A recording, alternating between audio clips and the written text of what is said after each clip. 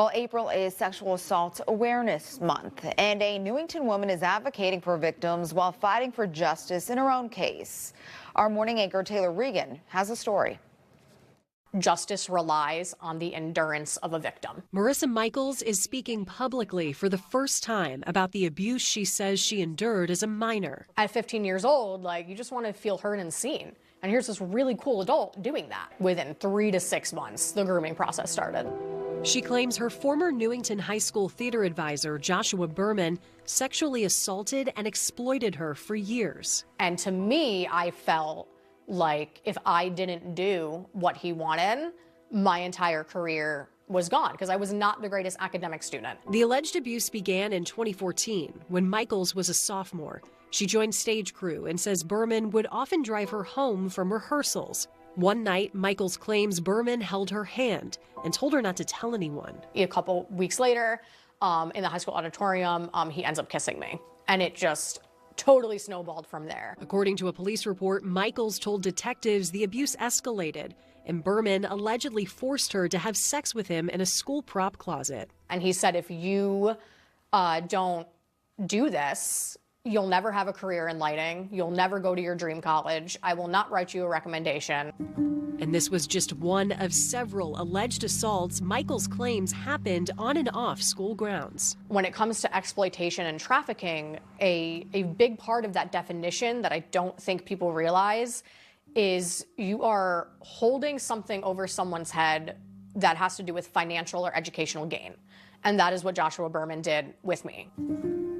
Michaels graduated from Newington High School in 2016, but says the abuse and exploitation by Berman continued. Very, very escalated, very violent. He would show up at my college. He would bring me to motels. It was horrific my freshman year. Michaels chose to come forward in 2018 and made a report to Newington police. A year later, Berman was arrested and charged with sexual assault in the second degree. But in 2022, everything changed. I get a phone call that he drove his car into a telephone pole.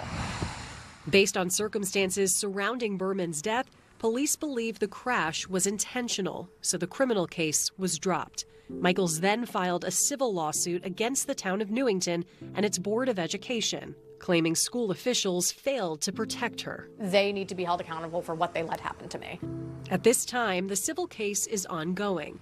The town of Newington and its Board of Education deny any wrongdoing or that they knew about allegations of inappropriate behavior, but Michaels maintains clear warning signs were ignored. I think it's very important to ask to use the correct terms, to use the correct bodily autonomy. Is someone doing this to you? At any point, did any member of the faculty come to you or approach you and ask you any of those questions? No, and I wish they did. During a deposition, a Newington High School janitor testified that he allegedly found Michaels and Berman alone in a dark auditorium and reported it. The deposition transcripts also reveal a music teacher reported his concerns about Berman's behavior. And when questioned, the former principal shared he not only met with Berman, but advised him not to be alone with students after school functions. It was like the feeling of ultimate betrayal. It was like, wow. In Connecticut, school employees, including janitors, are considered mandated reporters and are required by law to report suspected abuse or exploitation to DCF. But according to deposition transcripts, no formal report was made to DCF by Newington High School while Michaels was a student. In fact, DCF was not notified until 2018, when the criminal investigation into Berman began. Because to them, it was nothing. To me, it was my entire life. It was like, it altered the course of who I was supposed to be as a person. So of course they're not going to remember, but I did. How do you move forward? Advocacy. I think I have found my voice in not being a Jane Doe.